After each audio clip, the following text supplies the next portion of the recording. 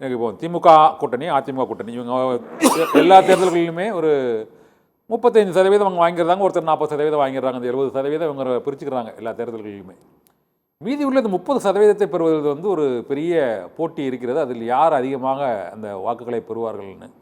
அது மக்கள் நீதி மையம் முயன்றது, தேமுதிக முயன்றது, பாட்டாளி மக்கள் கட்சி முயன்றது. இவர்கள் அனைவருமே அந்த ஒரு குறிப்பிட்ட அந்த 10%க்கு மேலே போக முடியாத ஒரு சூழ்நிலையில் அந்த 8, 9 அதிலே நின்று கொண்டிருக்கிறார்கள். மற்றபடி கூட்டணி வைத்தால் இந்த திமுக கூட அதிமுக கூட கூட்டணி வச்சா அந்த தேமுதிகவோ பாமகவோ மற்ற கட்சிகளோ ஒரு குறிப்பிட்ட வாக்குகளை வாங்குறாங்க.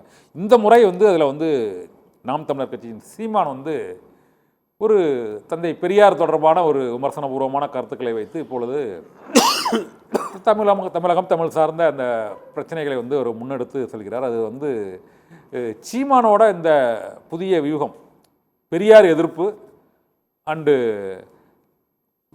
கல் ஆதரவு போராட்டம் உள்ளிட்ட பல பிரச்சனைகளில் அவருடைய கருத்து எந்த அளவு ஒரு தாக்கத்தை ஏற்படுத்துன்னு நினைக்கிறீங்க? இல்லை ஐயா, சீமான் அவர்கள் ஒரு விஷயத்தை தமிழக அரசியலில் வச்சுட்டார். என்னென்னா, கட்சி கட்டமைப்போ சின்னமோ முக்கியமே இல்லை.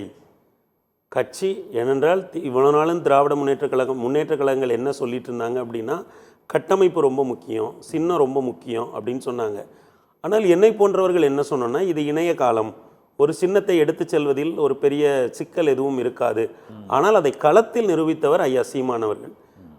அவருடைய கட்சி வந்து முன்னேற்ற கழகங்களை இணையான கட்டமைப்பை கொண்டிருக்கவில்லை. சின்னம் அவருக்கு ஒவ்வொரு தேர்தலில் வெவ்வேறு சின்னத்தை மாற்றி மாற்றி கொடுத்தாங்க.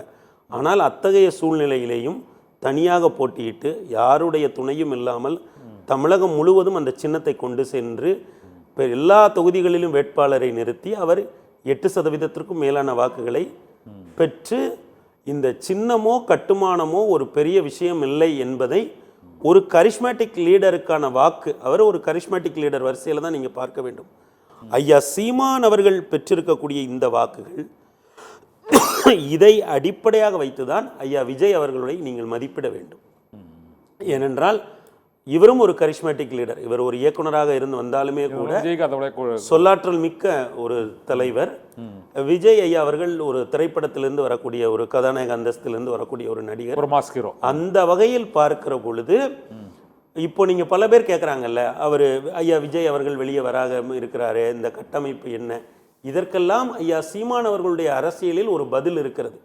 அவர் அதை தெளிவுபடுத்தி விட்டார். கட்டமைப்பு சின்னம் என்பதை நீங்க பாக்குறீங்கல்ல, இந்த தேர்தலில் ஒரு சின்னம், தேர்தலுக்கு முன்னால சின்னத்தை மாத்துறாங்க, கடைசி நேரத்தில் ஏதோ புது சின்னம் கொடுக்குறாங்க, இந்த சின்னமா அந்த சின்னமாங்கிறாங்க.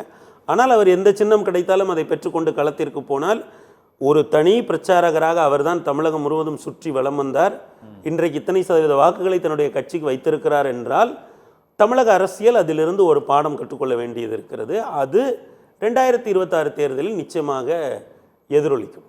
இல்லை பெற்ற வாக்குகள் கூட நினைக்கிறீங்களா? கண்டிப்பா இல்லை, அதாவது இப்போ ஐயா விஜய் அவர்களுடைய வருகைக்கு பிறகு அது எல்லாருடைய வாக்கு வங்கியிலையுமே வந்து ஒரு, ஏன்னா நான் முன்னமே குறிப்பிட்டதை போல ஐயா விஜய் எல்லா தரப்பிலும் ஐயா விஜய் அவர்களுக்கு ஒரு அக்செப்டன்ஸ் இருக்கு. ப்ரொஃபஷனல்ஸ் மத்தியில் கூட அவருக்கு ஒரு நல்ல அக்செப்டன்ஸ் இருக்கு அந்த கட்சிக்கு. அது வந்து அவர் சினிமாவில் ஈட்டிய ஒரு புகழை திரைப்படத்திற்குள் கொண்டு வருவது, திரைப்படத்தில் ஈட்டிய புகழை அரசியலில் கொண்டு வருவதனால் அக்செப்டன்ஸ் இருக்கு. நிச்சயமாக யார் யார் எவ்வளவு வாக்குகளை பெறுவார், எந்த வாக்கு வங்கியில் ஐயா விஜய் அவர்கள் பெரிய சேதாரத்தை ஏற்படுத்துவார் அப்படிங்கிறதெல்லாம் கூட்டணிகள் முடிவானா ஓரளவுக்கு நம்ம கணிக்க முடியும். நிறைவாக ஒரு கேள்வி, கூட்டணிகள் முடிவுடையான தான் அந்த 2026 தேர்தல் களம் வெற்றி யாருக்கு என்பது முடிவாகும் என்று கூறியிருக்கிறீர்கள். நிறைவாக ஒரு கேள்வி, இது சுருக்கமாக அந்த கருத்து சொல்லுங்கள். 2026 தேர்தல் களத்தில் தற்போது உள்ளது போல 4 முனை போட்டி, திமுக கூட்டணி, அதிமுக கூட்டணி, தவேக, நாம் தமிழர் சீமான் என்ற 4 முனை போட்டியில் வழக்கமாக தமிழகத்தில் ஒரு கட்சிக்கே வெற்றி வாய்ப்பு அதிகமாக இருக்கிறது. இந்த முறை அத்தகைய வாய்ப்பு ஏற்படுமா? இல்லை, 4 முனை போட்டி அப்படி வருகிற பொழுது நிச்சயமாக திராவிட முன்னேற்ற கழக கூட்டணிக்கான வாய்ப்பு வந்து கூடுதலாக இருக்கும். ஏனென்றால் அவர்களுக்கு எதிரான வாக்குகள் சிதறும். இந்த தேர்தல் எதற்கு நடக்கும் அப்படின்னா, இந்த ஆட்சி தொடர வேண்டுமா வேண்டாமா, அதற்கு தான் இந்த வாக்கு நடக்கும். அப்போ ஆதரவான வாக்குகள் அவர்களுக்கு போய்விடும்.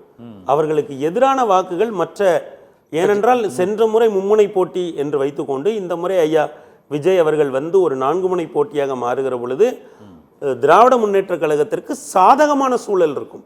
ஆனால் தமிழகத்தையும் தமிழக வாக்காளர்களையும் கணிப்பது என்பது இப்போது யாராலும் இயலாத ஒரு காரியம். அவர்கள் எங்க ஏதாவது ஒரு திசையை நோக்கி எப்படியோ ஒரு முடிவெடுப்பார்கள்.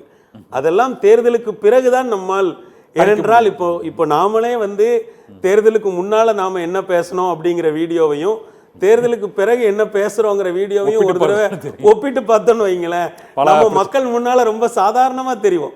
ஏனென்றால் தமிழக மக்கள் இங்கே இருக்கக்கூடிய சித்தாந்தத்தை விட, இங்கே இருக்கக்கூடிய பப்ளிக் இன்டலெக்சுவல்ஸை விட அரசியலை மிகவும் அதீதமாக உள்வாங்கியவர்கள். அவர்கள் ஒரு முடிவெடுத்து வைத்திருப்பார்கள். அதை வாக்குச்சாவடியில் மட்டும்தான் அவர்கள் வெளிப்படுத்துவார்கள். அந்த அளவுக்கு நுட்பமும் தெளிவும் பெற்ற ஒரு மாநிலத்தில் நாம் வசிக்கிறோம். அதனால் தேர்தல் முடிவுகள் எப்படி அமையும் என்று நாம் சொல்ல முடியாது. ஆனால் நீங்கள் கேட்ட கேள்விக்கு 4 முனை போட்டியாக வந்தால் ஆளும் கட்சிக்கு நிச்சயமாக ஒரு சாதகமாக அது அமையும். ஓகே, மக்களின்